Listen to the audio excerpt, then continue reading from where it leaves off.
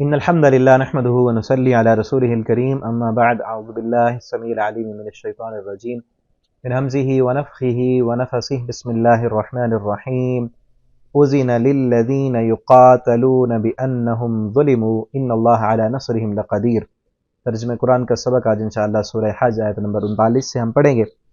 أذن للذين يقاتلون، اجازت دی گئی ان لوگوں کو، یقاتلون کہ جن سے جنگ کی جاتی ہے، جن کے ساتھ لڑائی کی جاتی ہے، بِأَنَّهُمْ ظُلِمُوا، اس لیے کہ ان پر ظلم کیا گیا، وَإِنَّ اللَّهَ عَلَى نَصْرِهِمْ لَقَدِيرٌ، اور بے شک اللہ کی مدد ان لوگوں کے ساتھ ہے۔ یہاں سے نا جہاد کی اجازت دی جا رہی ہے، اور یہ پہلی آیت ہے جس میں جہاد کا حکم ہے، اور اس کے مقصد دو ہیں جو یہاں بیان کیے گئے ہیں، ایک مظلومیت کا خاتمہ اور دوسرا اعلاء کلمت اللہ کی، اللہ کے کلمے کی سربلندی، کہ مکہ میں جو تھے مسلمان ان پر ظلم کیا جاتا، جتنے بھی مسلمان تھے سب کو مارا جاتا، پیٹا جاتا، اور کفر کی طاقت تھی، ان کا اقتدار تھا۔ مسلمانوں کو شروع میں ہاتھ اٹھانے کی اجازت نہیں تھی کہ صبر کرنا ہے، آپ صلی اللہ علیہ وسلم ہمیشہ یہ صبر کا حکم دیتے رہے، لیکن بعد میں ان پر انہیں جب اجازت دی گئی، پھر غزوہ بدر ہوا، احد ہوا، سارے غزوات ہوئے، اور ان میں پھر اللہ رب العالمین کا کلمہ بلند ہوا اور اللہ رب العالمین کی مدد آئی۔ الذین اخرجوا من دیارہم، وہ لوگ جو نکالے گئے اپنے گھروں سے، اتنا ظلم کر کے ان مومنوں مسلمانوں کو ان کے گھروں سے نکلنے پر مجبور کر دیا۔ 2 ہجرتیں کی، پہلے حبشہ کی طرف مسلمان ہجرت کر کے گئے، پھر مدینہ کی طرف ہجرت کر کے گئے، بغیر حق کے نہ حق ان کو گھروں سے نکالا، کوئی ان کا قصور نہیں تھا۔ الا ان یقولوا ربنا اللہ، صرف یہ قصور تھا کہ انہوں نے کہا ہمارا رب اللہ ہے، ہمارا پروردگار اللہ ہے، مشکل کشا، حاجت روا وہ ہے، بارشیں دینے والا، بیٹے عطا کرنے والا، پریشانیاں دور کرنے والا، وہ احکم الحاکمین، وہ رب العالمین آسمانوں سے اوپر ہے۔ یہ پتھر اور مٹی کے بنائی ہوئی تمہاری مورتیاں، یہ بت، یہ لکڑی کے، یہ کچھ کرنے والے نہیں ہیں۔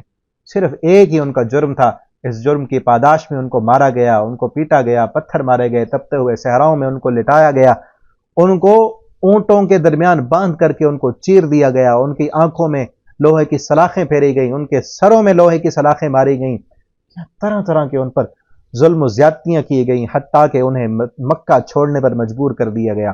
اللہ رب العالمین نے پھر اجازت دی، اس لیے کہ ان پر ظلم ہوا ہے۔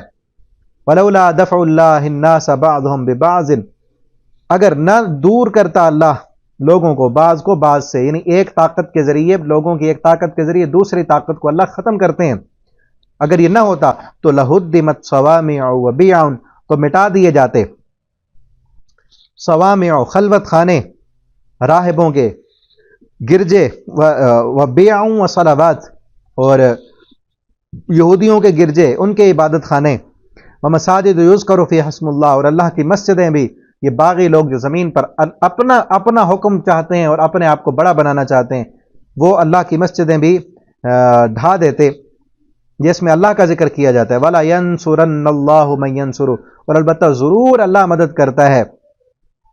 وَلَا يَنْصُرَنَّ اللَّهُ مَن يَنْصُرُهُ، اللہ ضرور مدد کرے گا اس کی، مَن يَنْصُرُهُ، جو اس کی مدد کرے گا۔ ان تنصروا اللہ ینصرکم، یعنی تو اللہ کی مدد کرو، اللہ کے دین کی سربلندی کے لیے کھڑے ہو جاؤ، اللہ تمہاری مدد کرے گا۔ ان اللہ لقوی عزیز، اللہ بہت قوت والا اور خوب غلبے والا ہے۔ الذین ان مکناہم فی الارض، بے شک وہ لوگ کہ جنہیں ہم اقتدار عطا کریں زمین میں۔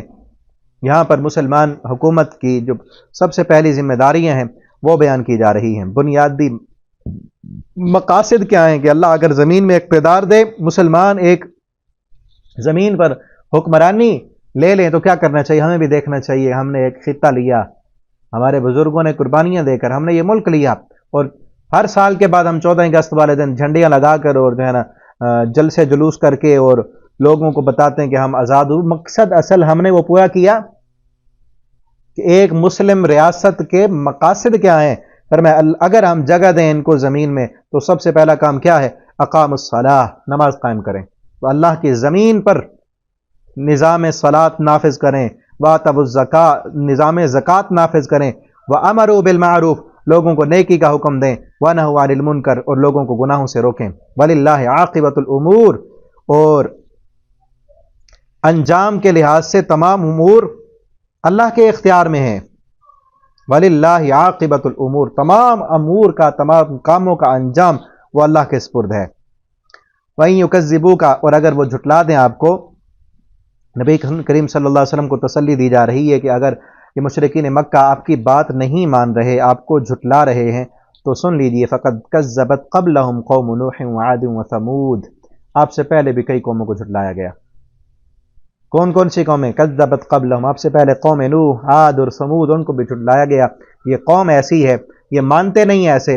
اکثریت جو تھی پیغمبروں کی خلاف ورزی کرنے والے تھی اور ان کی نافرمانی کرنے والے تھی اور ان کے مخالف کھڑی تھی. یہ کوئی پہلی بات نہیں ہے.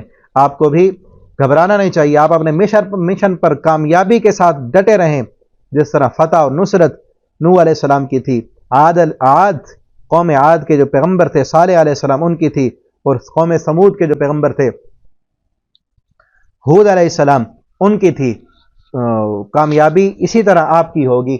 یہ لوگ ناکام ہو جائیں گے. آگے انشاءاللہ ہم اگلے سبق میں پڑھیں گے. والسلام علیکم ورحمۃ اللہ.